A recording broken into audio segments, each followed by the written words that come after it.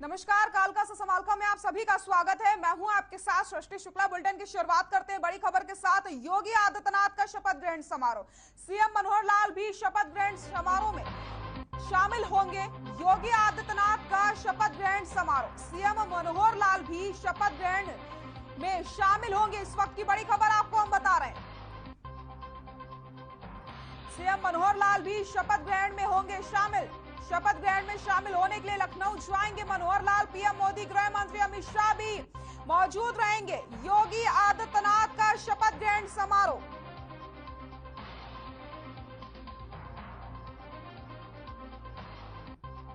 शपथ ग्रहण में शामिल होने के लिए लखनऊ जाएंगे मनोहर लाल। पीएम मोदी, गृह मंत्री अमित शाह भी मौजूद रहेंगे।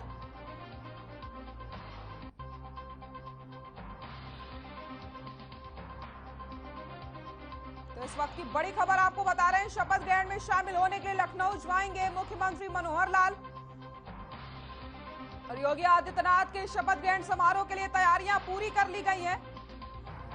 तस्वीरें भी आपको हम दिखा रहे हैं जहां पर पीएम नरेंद्र मोदी भी शपथ ग्रहण समारोह में शामिल होंगे। ये तस्वीरें आप देख सकते हैं। पूरी तरीके से तैयारियां हो चुकी हैं।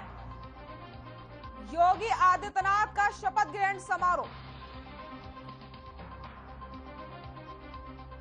सीएम मनोहर लाल भी शपथ ग्रहण समारोह में शामिल होंगे। शपथ ग्रहण समारोह में शामिल होने के लिए लखनऊ जाएंगे मुख्यमंत्री मनोहर लाल।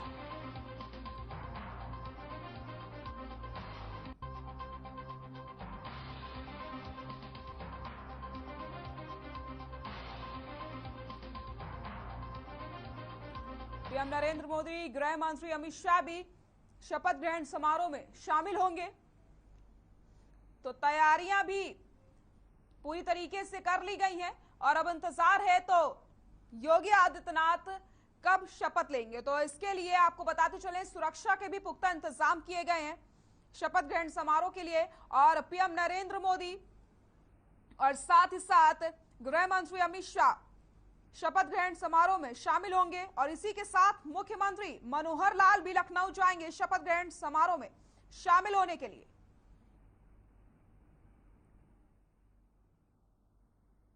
तो वहीं अगर हम बात करते हैं तैयारियों की, तो ये तैयारियां पूरी करने के लिए 400 कर्मचारियों को लगाया गया है ताकि किसी भी तरीके से कोई चूक ना हो। और सुरक्षा की अगर हम बात करते हैं तो सुरक्षा के भी पुख्ता इंतजाम किए गए हैं। ये तस्वीरें आपके सामने आप देख सकते हैं किस तरीके से यहां पर शपथ ग्रहण समारोह की तैयारियां हैं। और रुक करते हैं अगली खबर का। मुख्यमंत्री मनोहर लाल की अध्यक्षता में प्रदेश के सभी जिला उपायुक्तों और अधीक्षकों के साथ बैठक की गई है। तो वहीं आपको बताते चले, मुख्य सचिव संजीव कौशल ने कहा कि कोरोना की वजह से बीते 2 साल के बाद अधिकारियों के साथ फिजिकल रूप में बैठक हुई। बैठक में एंटी करप्शन और विजिलेंस ब्यूरो, अंत्योदय उत्थान योजना आदि विषयों पर विस्तृत रूप से चर्चा की गई। तो आपको बताते चले, सीएम मनोहर लाल ने बैठक करी है। प्रदेश के सभी डीसी और एसपी के साथ ये बैठक हुई है। कानून व्यवस्था को लेकर के चर्चा की गई है और साथ ही साथ उन्होंने कहा है कि समस्या के समाधान के लिए हर महीने ये बैठक की जाएगी। भ्रष्टाचार को लेकर के मुख्यमंत्री यहां पर सख्त नजर आ रहे हैं और आने वाले समय में किसी भी प्रकार का भ्रष्टाचार यहां पर बर्दाश्त नहीं किया जाएगा। तो डीसी और एसपी के साथ यहां पर बैठक ली गई है। कानून व्यवस्था को लेकर के भी चर्चा की गई है और समस्या के समाधान के लिए हर महीने अब बैठक का आयोजन भी किया जाएगा।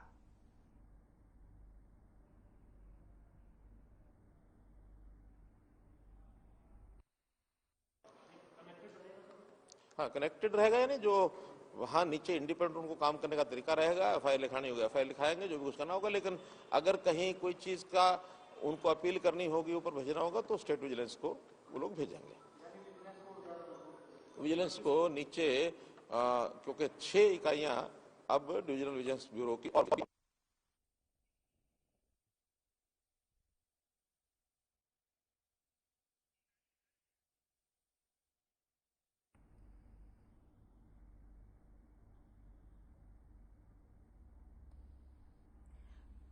तो भ्रष्टाचार को लेकर के मुख्यमंत्री मनोहर लाल सख्त नजर आ रहे हैं।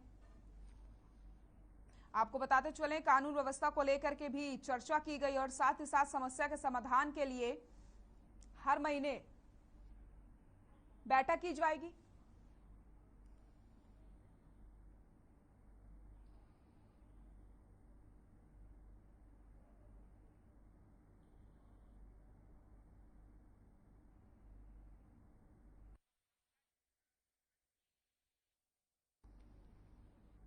मुख्यमंत्री मनोहर लाल की अध्यक्षता में प्रदेश के सभी जिला उपायुक्तों और अधीक्षकों के साथ बैठक की गई, जिसके बाद मुख्य सचिव संजीव कौशल ने कहा कि कोरोना की वजह से बीते 2 साल के बाद अधिकारियों के साथ फिजिकल रूप में बैठक हुई है। बैठक में anti corruption, divisional vigilance bureau, Antyodaya Utthan Yojana आदि विषयों पर विस्तृत रूप से चर्चा की गई है।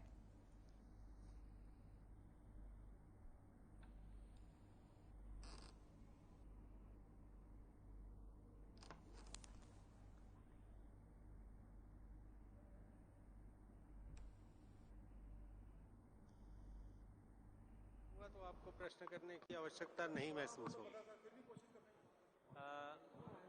आज माननीय मुख्यमंत्री जी की अध्यक्षता में सभी जो हमारे फील्ड में ऑफिसर्स हैं, चाहे वो डिविजनल कमिश्नर्स हों, रेंज आईजीज हों, डिप्टी कमिश्नर्स हों, सुपरिंटेंडेंट्स ऑफ पुलिस हों, उनकी बैठक बुलाई। कैथल में प्राइवेट स्कूलों के खिलाफ पेरेंट्स एसोसिएशन और अभिभावकों ने लघु सचिवालय के सामने धरना प्रदर्शन किया।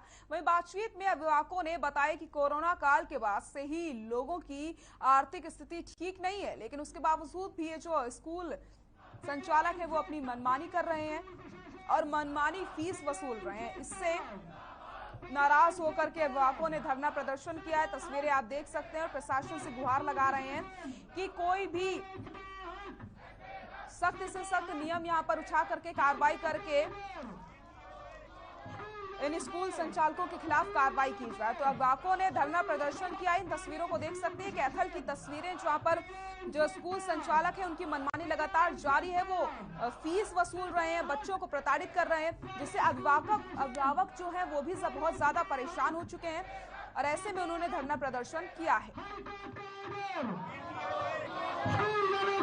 प्रदर्शन स्कूलों के खिलाफ किया जा रहा है। ये हमसे फॉर्म 6 से ज़्यादा फीस डिमांड कर रहे हैं। दूसरी बात, अभी आज बच्चों के सबके एग्ज़ाम्स क्लियर हुए हैं, तो सबके रिजल्ट्स आने हैं। जिनके एनुअल चार्जेस नहीं दिए हुए हैं उनसे वो डिमांड कर रहे हैं कि आप पहले एनुअल चार्जेस जमा करवाएं, तभी हम आपको रिजल्ट क्लियर करेंगे।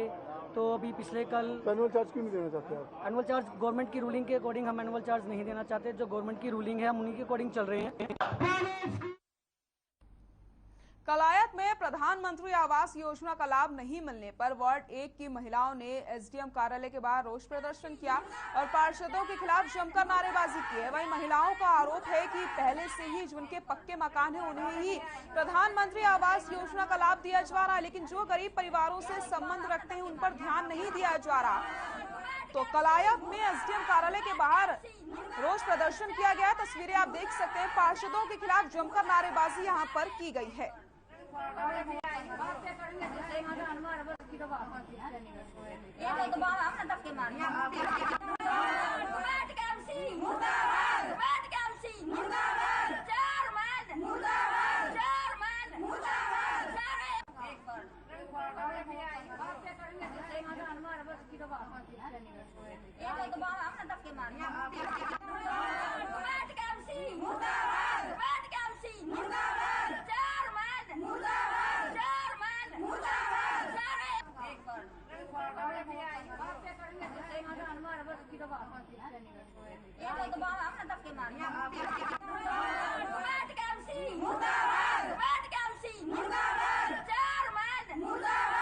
मैं फार्म भरन जावा तो 2.5 लाख खड़ा, तो सारे कमेटी में जावा तो नू बोला भाई तारे पास रजिस्ट्री को नहीं उनका भी हम नहीं भर दे उनका, उड़ा तो उल्टे वापिस कर दिया हमने।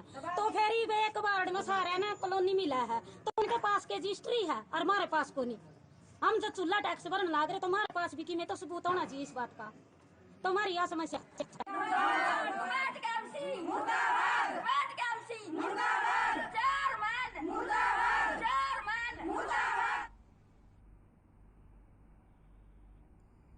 मौसम में बदलाव के चलते चैत्र के महीने में ही से बढ़ती गर्मी चली जा रही है। आपको बताते चले, तापमान बढ़ने और गर्म हवा चलने से गेहूं की फसल जल्दी पक रही है। कृषि विशेषज्ञों का मानना है कि मौसम में इस बदलाव से फसल का उत्पादन प्रभावित होगा।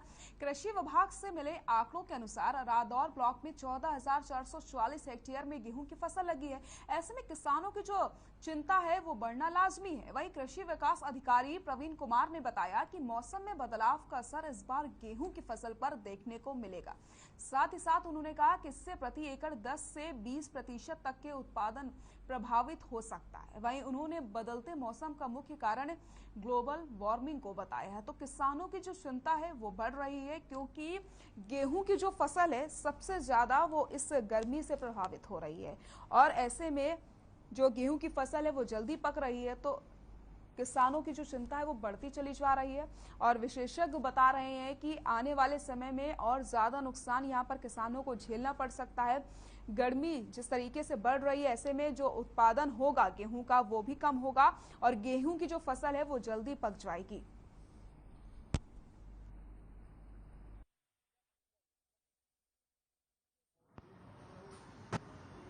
जैसे मौसम काफ़ी दिनों से गर्म है, टेम्परेचर 35 डिग्री से अबो ही है काफ़ी दिनों से, तो इसका जो असर पड़ेगा, जैसे जो टाइम पकने के लिए दाने को चाहिए था वो टाइम नहीं मिल पाएगा, क्योंकि ज़्यादा टेम्परेचर की वजह से जल्दी पक जाएगी गेहूं। उससे क्या असर होगा, जो दाना है वो कमज़ोर बनेगा और वो जल्दी पक जाएगा, उसका वेट कम होगा, मतलब पैदावार में उसकी कमी आएगी, उत्पादन प्रभावित हो सकता है। हाँ, उसका जो उत्पादन है वो कम आएगा।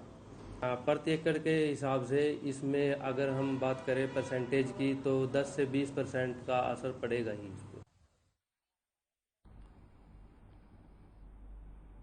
यमुनानगर में बैंक में धोखाधड़ी का मामला सामने आया है, जहां आईएएफएल बैंक को ब्रांच मैनेजर ने 1-2 नहीं बल्कि 35 से अधिक कस्टमर्स के साथ लाखों रुपए की धोखाधड़ी कर ली है। पुलिस अधीक्षक की माने तो मैनेजर न सिर्फ बैंक के साथ बल्कि ग्राहकों के साथ भी धोखाधड़ी करता था। वहीं पुलिस जांच में बैंक का गोल्ड और नकदी भी गायब मिला है। जानकारी के अनुसार मैनेजर जरूरतमंद लोगों से गोल्ड लेकर के मार्केट रेट से कम राशि बताकर के उन्हें पैसे दिलवाता था और बाकी पैसे अपने पास रख लेता था।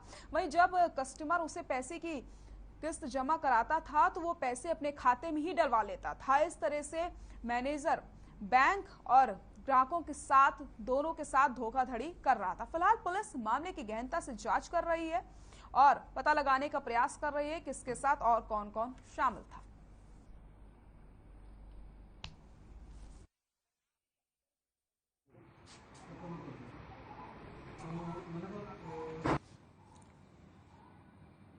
हमने जो हमारा गांधीनगर में मुकदमा दर्ज हुआ था 420 और 409 आईपीसी में, तो हमने कल जो है इसमें जो अक्यूज्ड है करण सिंह, उसको कल जगराहों से लुधियाना से अरेस्ट करके कोर्ट में पेश किया था, जो हमारे पास अब 26 तारीख तक रिमांड पे जो है। तो इसमें मैम क्या क्या बात सामने आई? इसमें अभी तक के उसके बातचीत में, जांच में, पूछताछ में ये सामने आया है कि 2 तरह से ठगी करता था वो।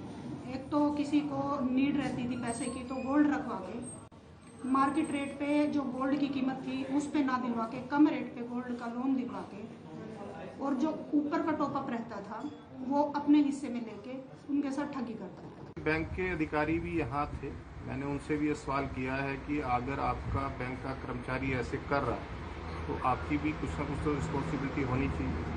आपका जो अपना सिस्टम है क्या वो इतना दुरुस्त था कि आपका कर्मचारी इस तरह की हरकत ना करता? तो कंपनी की जो भी उनका सिस्टम है उसमें मुझे कुछ खामियां नज़र आई, जैसे कि उनका जो ऑफिस है वो पूरी तरह सीसीटीवी कवरेज के अंदर नहीं है। इसके अलावा अगर कंपनी का कोई एम्प्लॉई किसी व्यक्ति के घर पे जाके अगर उससे कोई राशि या चेक लेता है तो उस व्यक्ति के पास ऐसा कोई सिस्टम नहीं है कि वो कंपनी को ये बता पाए कि आपका ये एम्प्लॉई आया था और मैंने इतनी धनराशि या कैश में या चेक में इसको दी।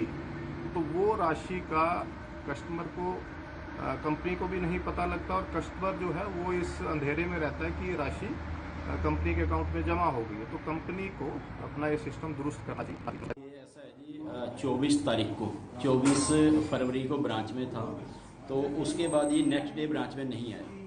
हमारे को जब ऊपर से मिला कि वो ब्रांच में अभी तक उसने रिपोर्ट नहीं किया, इसको कॉल किया तो इसका नंबर बंद था। जब नंबर बंद था तो इसके बाद इसको कांटेक्ट करने की कोशिश की, इसके घर पे कोई बंदा भेजा तो वहाँ से पता लगा कि वो कल रात को यहाँ पे आया ही नहीं है। जब नहीं आया तो उसके बाद हमने इससे कांटेक्ट करने की हर तरह से कोशिश की, बट नहीं कहीं से पता लगा। उसके बाद कस्टमर 1-2 कस्टमर आया, कस्टमर से पता लगा कि उनसे कोई पेमेंट वगैरह ले रखी है। एक के बाद एक 10, 12, 15, 20 आज 30 से 35 कस्टमर हैं जो उसके साथ उठना बैठना था उन लोगों का, और ज़्यादातर मैक्सिमम अगर देखा जाए पर्सनल लेन देन की। यमुनानगर में सीएम फ्लाइंग टीम की बड़ी कार्रवाई सामने आई है, जहां टीम ने कनौल बॉर्डर पर देर रात यूरिया खाद से भरे एक ट्रैक्टर को पकड़ लिया है। दरअसल ये खाद अवैध रूप से उत्तर प्रदेश से लाने के बाद यमुनानगर की फ्लाई फैक्ट्रियों में सप्लाई की जानी थी, लेकिन मौके पर पहुंची सीएम फ्लाइंग की टीम ने ट्रैक्टर को काबू में कर लिया। फिलहाल पुलिस ने मामला दर्ज करके जांच शुरू कर दी है। तो आपको बताते चलें, यूरिया खाद से भरे ट्रैक्टर को पकड़ा गया है, एक बड़ी सफलता यहां हाथ लगी है। मामला दर्ज करके फिलहाल पुलिस जांच पड़ताल में जुटी हुई है। ये तस्वीरें आप देख सकते हैं जहां पर एक ट्रैक्टर पकड़ा गया है यूरिया खाद से भरा हुआ। आज हमारी एग्रीकल्चर की टीम थी और साथ में सीएम फ्लाइंग की टीम थी। हम यहाँ कलानौर किसी सूचना के आधार पे खड़े थे। रेलवे स्टेशन के सामने एक ट्रॉली आई जिसमें 110 बैग आरसीएफ का यूरिया था। तो उसको जब देखा, उसको रुकवाया तो उसमें एक ड्राइवर था। ड्राइवर से पूछा कि भाई इसके रिगार्डिंग कोई डॉक्यूमेंट्स या बिल, वो कुछ भी दे नहीं पाया ना, और ढंग से कोई रिप्लाई कर पाया। तो उसके ऊपर कार्रवाई करते हुए सीएम फ्लाइंग की टीम ने और कृषि विभाग की टीम ने यहाँ पुलिस चौकी कलानौर में उसकी रिपोर्ट दर्ज करवा दी है।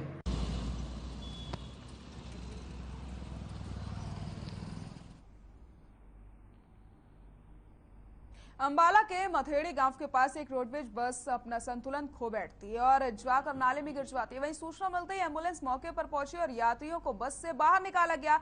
बताया जा रहा है कि 10 यात्रियों को चोट लगने की वजह से नागरिक अस्पताल में भर्ती करवा दिया गया है, जिनका इलाज जारी है।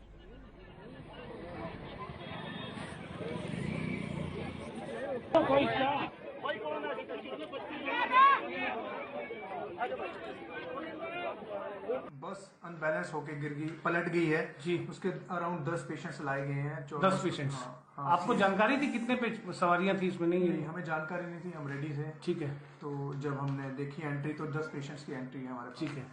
10 को यहाँ लाया गया है, तो क्या हालात है 10 की? ऑलमोस्ट सारे स्टेबल हैं। अच्छा। एक के बैक में थोड़ा कट है, उसके लिए हमने स्टिचिंग कर दी एंड सबके एक्सेस हम कराएंगे सिविल हॉस्पिटल में होंगे।